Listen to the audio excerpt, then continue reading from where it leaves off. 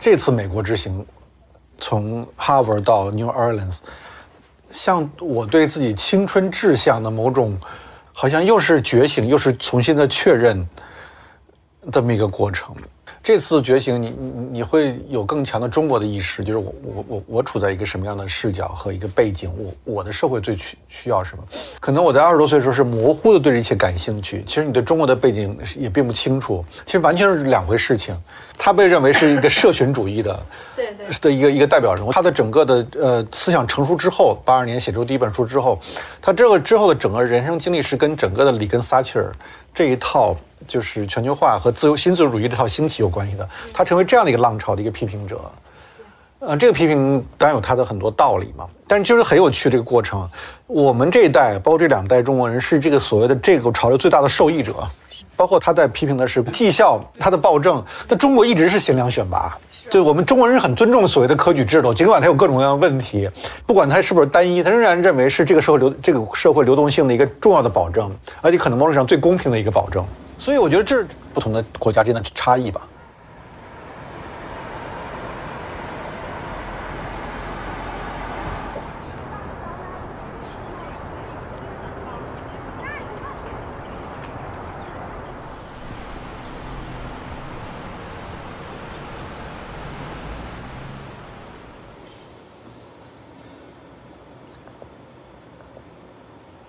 我们这叫等待哲学是吧？等待哲学。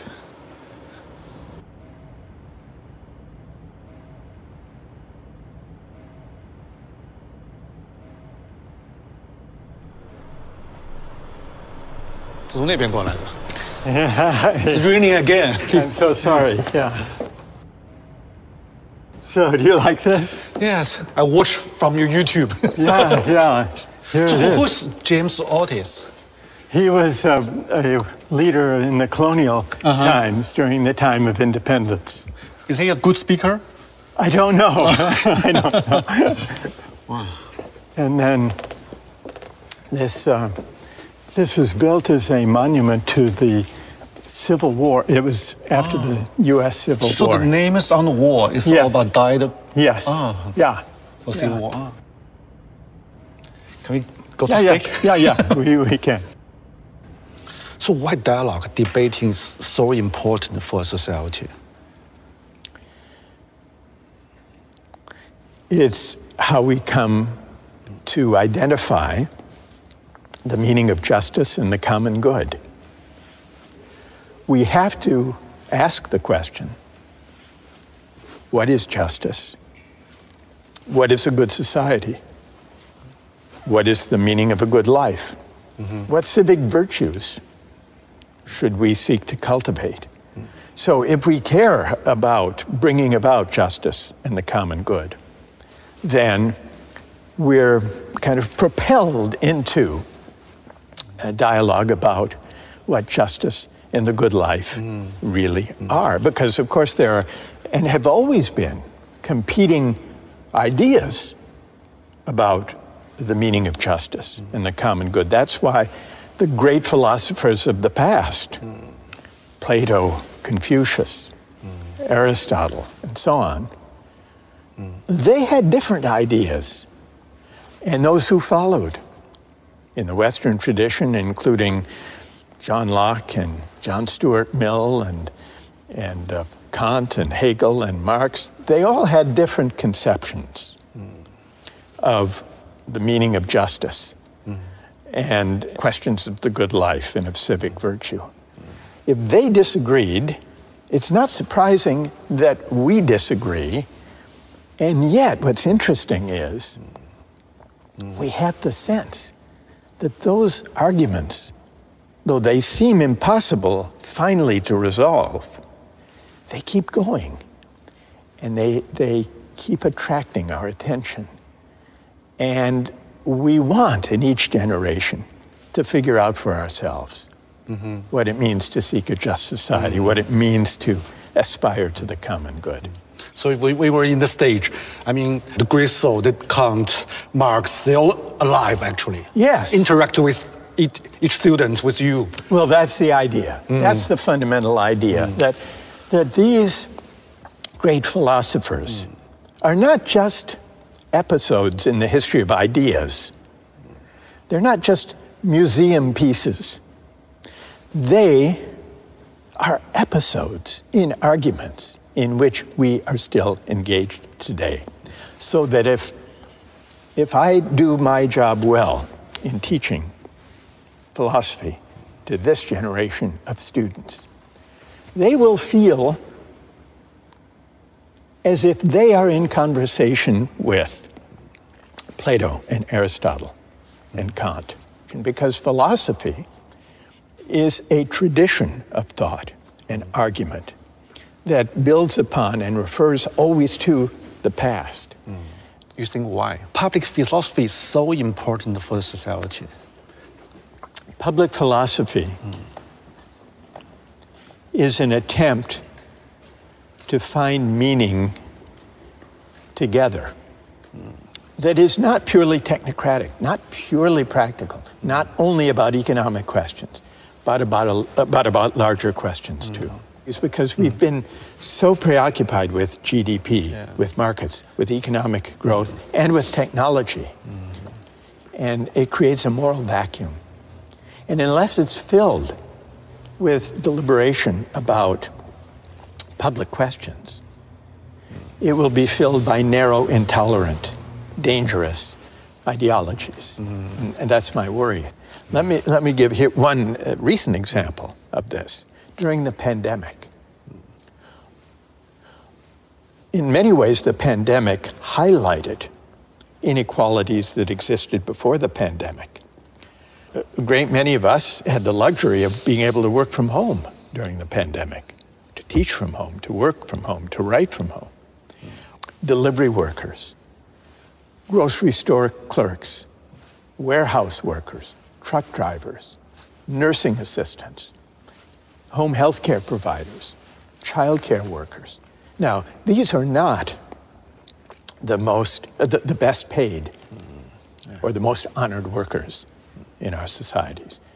But for a moment during the pandemic, we called them essential workers.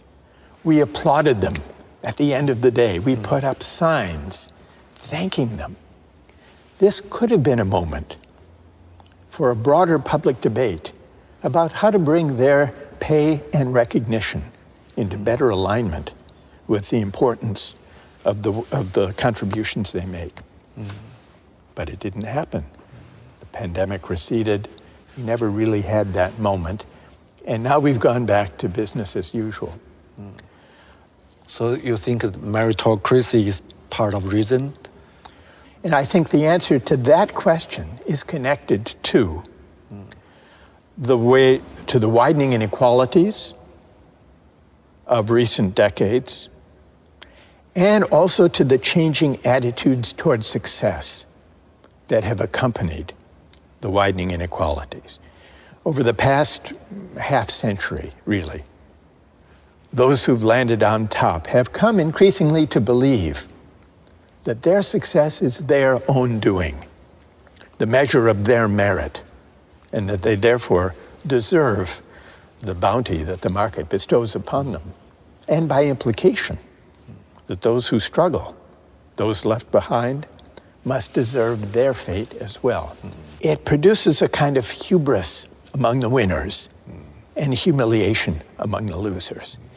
It teaches the winners, if I believe that I achieved whatever I achieved through my own efforts, through my own doing, because everything was fair, then I'm likely to inhale too deeply of my own success, to forget the luck and good fortune that helped me on my way, to forget my indebtedness to those who make my achievements possible.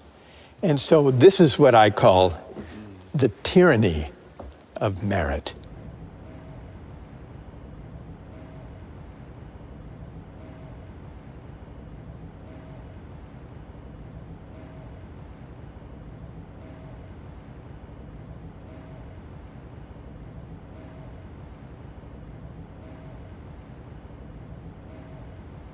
bring Michael Jordan here, I'm sure you can get him, and have him come and defend himself about why he makes $31 million. And I think what you're going to realize is his life was a very, very tough one to get to the top, and that we are basically being the majority oppressing the minority in a different light. It's very easy to pick on him. Very easy.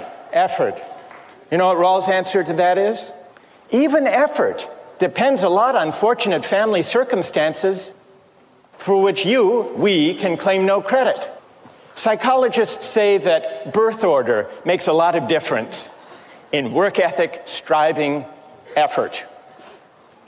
How many here, raise your hand, those of you here who are first in birth order?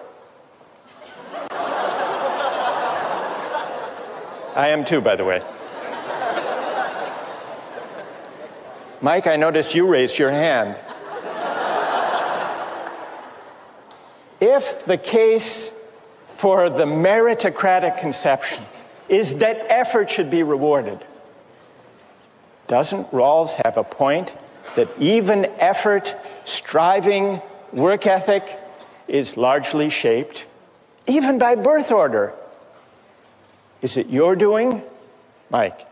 Is it your doing that you were first in birth order? So why should income and wealth and opportunities in life be based on factors arbitrary from a moral point of view? This way of thinking about success has deepened the divide between winners and losers.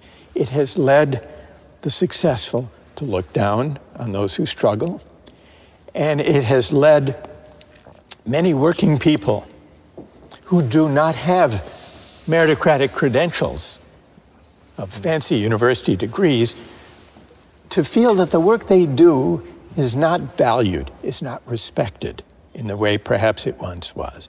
To feel that in a highly technological, highly professionalized, credentialized society, that elites look down on them.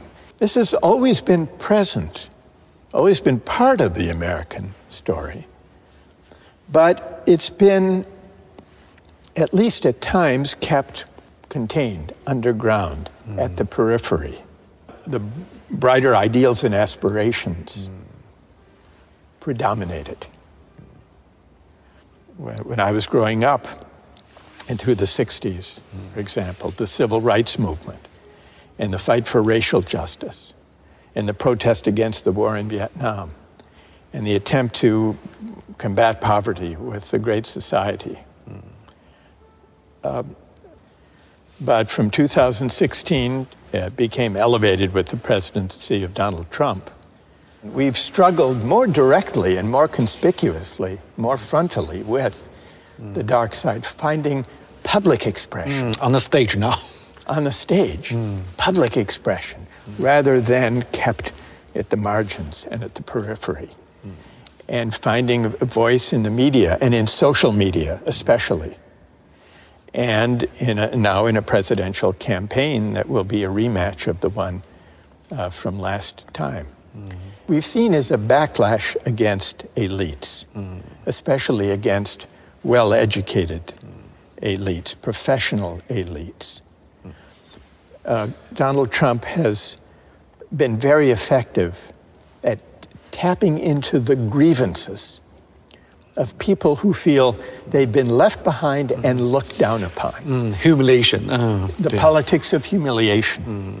And it's this sense of humiliation, I think, that opened the way for the politics of grievance that Donald Trump has been able to exploit. In the United States today, and in many parts of the world, is a politics of anger, resentment, and grievance without mutual recognition, without recognizing the value of the contributions that people make from different walks of life. We will not really begin to address the resentments that now afflict our politics and have accentuated some of the darkest strands in social life.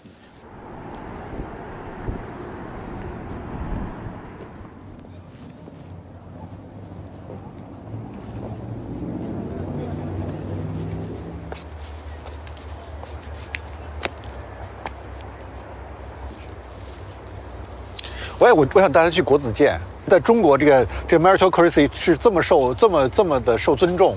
你知道梁启超他去那个访问澳大利亚的时候，因为澳洲人怎么理解他嘛？举人对他们就翻译成那个 bachelor， 就学士学位，他们的进士是翻译成 master degree。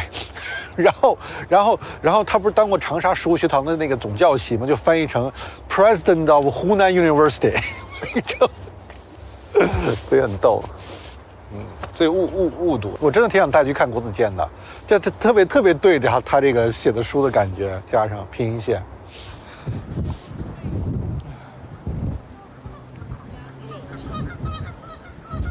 I'd like to invite you to offer your views about an incident, a story that I read about, where a 17-year-old boy sold his kidney. You all know the story. He bought an iPad and an iPhone. But how many think it's okay? It's a free market, and there's nothing wrong with it. Because I study economics, and I think every adult is an economic man that he has to be responsible for his behaviors. He clearly knows the consequence of losing one kidney. We should give him the chance to take that risk. To choose for himself. A lot of people agree with that. All right, that's very good. So I would like to hear from those who object. Yes. And stand up. Well, I think it's wrong because give your kidney to others. Maybe you feel it's okay, but in fact, for the respect of a person, it is not respect of life. Okay, that's very interesting.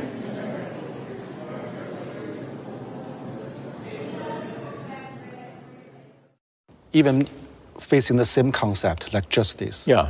You see the difference from different countries? Yes, yeah. It's prompted me to reflect on why there are these differences when I encounter them. When I had these conversations with young people in China in the 2000s, what struck me was, first, they did have very strong pro-market moral intuitions, as I mentioned. And I would put a lot of examples to students and to the audience, asking them whether they think this or that social practice should be governed by money or by other norms. So I put questions like this. What struck me was the moral intuitions about buying and selling were similar in the US and China. In Eastern Europe, it was similar. In Poland, for example. Most European countries, it was quite different. You think why? Why? Similar mentality? I think it's because, especially in the early 2000s, that China had experienced, the young generation had grown up with the market reforms. And it had been a period of tremendous economic growth. It's kind of freedom for them. Yeah, it was an expression of freedom and rising affluence, but especially of freedom. But at the same time, they were looking for meaning that markets could not provide. And so the search for meaning persisted even after the market triumphalist moment. And I think that one of the reasons that people were drawn to the Justice book was this sense that there are moral meanings that lie beyond markets and beyond economics. What do you think? Yeah, maybe we're facing two choices or different choices. We can't choose the best one. There are no best one. Just less evil. Just less evil one, maybe. But I wouldn't regard these as closed alternatives. I would ask a different question. How is it possible to combine the benefits of market arrangements and technological innovations with sources of meaning, deliberation, dialogue, reflection that can answer to higher human purposes and ends. Our mistake is not to use markets to organize economic activities. Our mistake is not to hope that technological innovations will deliver real improvements to the way we live our lives. Our mistake is the tendency to think that markets and technology by themselves can define human purposes and ends. They can't. And when we put too much faith in them, when they become a kind of faith, almost a kind of religious faith, markets and technology, then we're bound to be disappointed. And when the disappointment comes, the disappointment may take harsh, dangerous forms. So the situation is so complicated. What kind of solution we can provide? We try to build dialogue, but very difficult. I think we need to focus less on arming people for meritocratic competition and focus more on contending with inequalities of income and wealth, but also inequalities of honor, recognition, and esteem. And this means we have to renew the dignity of work. We have to broaden our conception about what counts as a valuable contribution to the common good. And we need the kind of class-mixing institutions in civil society that will lead us to encounter one another, to be in one another's presence, not only on our phones, all the more so when our societies are divided and polarized, because the people we encounter tend to be people only like ourselves. We need to overcome that. But every solution, every theory always has its own flaw. Yeah. So how about your solution? Your attack the meritocracy, but maybe your theory, your book still has kind of flaw. Maybe you must overcome what kind of flaw it is. Right. Yeah. Well, what flaws have you identified? Let's start with that. I don't know. Maybe too idealistic. Too idealistic? Yeah. You think so? I don't know. That what I've just suggested is really too much to hope for. I don't think that reducing inequality and renewing the dignity of work and creating a greater equality of condition and recognition will happen anytime soon. They're not easy projects to undertake. So I want to be realistic about that. But do you think, should philosophy be more responsible for the historical consequence or not? The idea and the reality, Russell, Hegel. Yeah. They talk about inequality, talk about the virtue, but the consequence may be this one. Yes. Yeah, extreme opposite. Yes. How to see the paradox?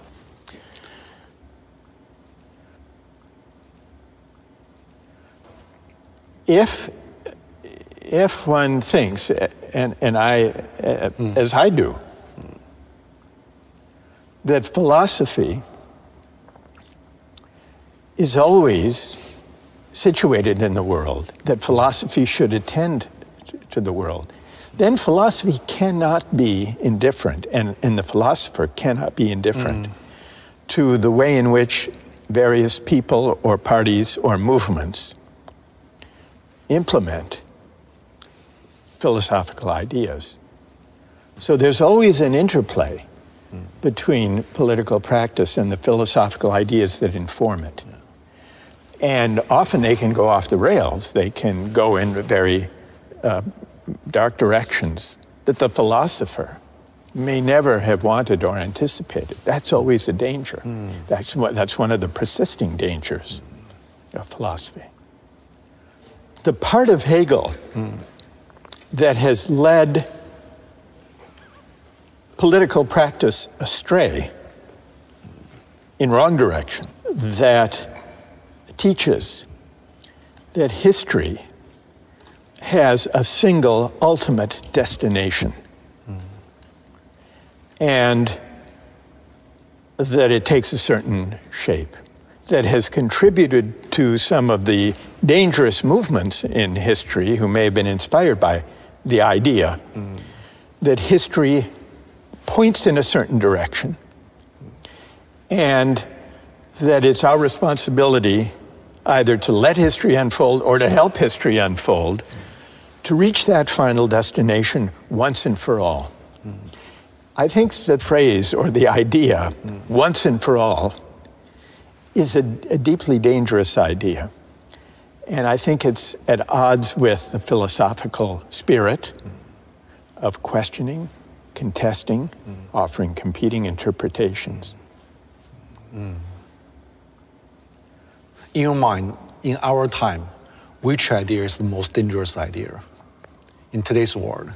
I would say that the forces today that are most dangerous are the versions of religious fundamentalism or of hyper-nationalism or of ideological purity that all draw in one way or another on the idea that moral truths and human truths are singular, that there's only one way of interpreting our past, there's only one historical end or destination, there's only one true way of interpreting religious and spiritual traditions. Because what this misses, well, it leads to dangerous politics, but it also misses the deep pluralism of the human experience. So how about the Silicon Valley philosophy? It's techno-driven ideology. I would say it's a version of this. Because the most extreme versions of Silicon Valley techno-utopianism, some have a more specific term of transhumanism or singularity, because they too think that history is on their side. They too think that as technology develops and as generative AI develops, we will be transcending the messy, contentious, pluralist human projects and arriving at a kind of singularity where perhaps our minds will meld with machines. And the very idea that going to the moon or to Mars is kind of a natural outgrowth of this way of thinking, where they can start anew. It's the ambition really to start from scratch with a clean slate, to begin anew, unfettered, uncomplicated by disagreement, contestation, challenge, dialogue, controversy, where they can start anew and build a society from scratch that is not, as they might see it, weighted down by the controversies that arise whenever human beings gather in society. So there is something, it's fantastical, but it's also dangerous and hubristic, because it implies that they are the avatars, they are the pioneers, the initiators of this new frontier that breaks free from the messy need to negotiate, to discuss, to disagree, which is essential to the human experience.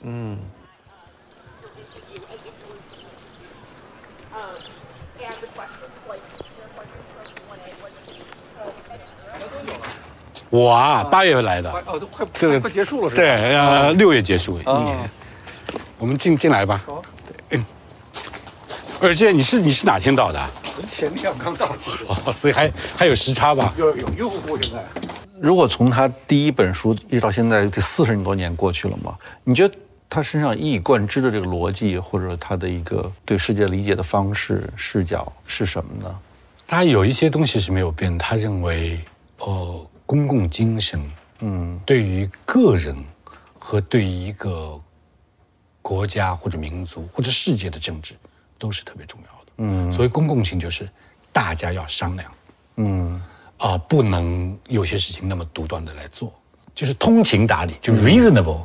你不能有一个说我们发现了一个法则，这个法则无论是你是用政治上的那种规约教条也好，或者市场上教条也好，你都要得想想在各种不同的情景下它会怎么样。它是不是在有些地方可以转变，可以变通。它是应该不断的被检讨的。但我们的教育特别容易给我们这种思维方式。对，像绝对主义和相对主义这样的问题，你没有办法用一个完全的论述来给出一个好的答案。但是只要我们回到生活的场景里、情景里，更好的方式总是有可能的。那么就让我们去找那个更好的方式。我们不要总体性的解决问题，对，要回到非常具体的那种状态里。当然，这个具体的问题，我们会有一些哲学的想法，一直能够启示我们去探索。大家相互讨论啊，理性的推论啊，它是一套生活方式。如果真的有这套生活方式，让我们寻求更好的办法，总是有可能的。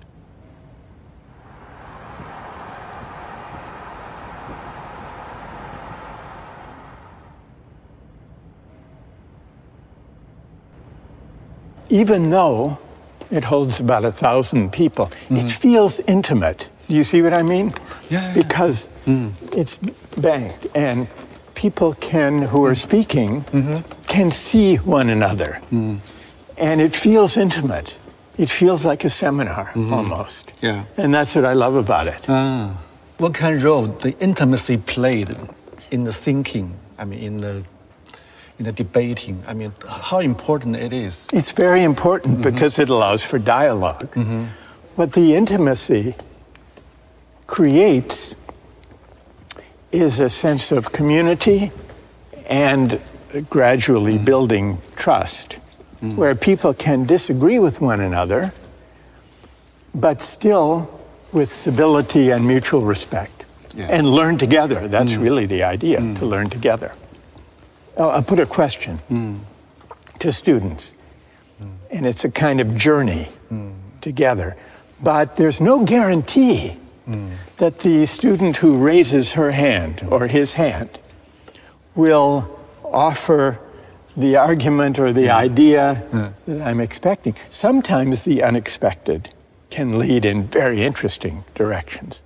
Other times, less Sometimes so. like chaos.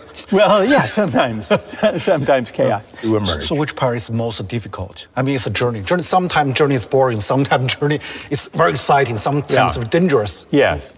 Well, the most dangerous, that's the easier part to answer. The most dangerous moments, but in some ways the most important moments, are the ones where the questions we're discussing come closest to the personal feelings and convictions of students. And those are the dangerous moments, but they can also be the most revealing and clarifying moments. What I try to do when I teach is to bring philosophy down to earth, to show students how they have a stake in what famous philosophers of the past have written. Philosophy does not only reside in the heavens, far beyond the world in which we live. It inhabits the city. It informs our everyday life.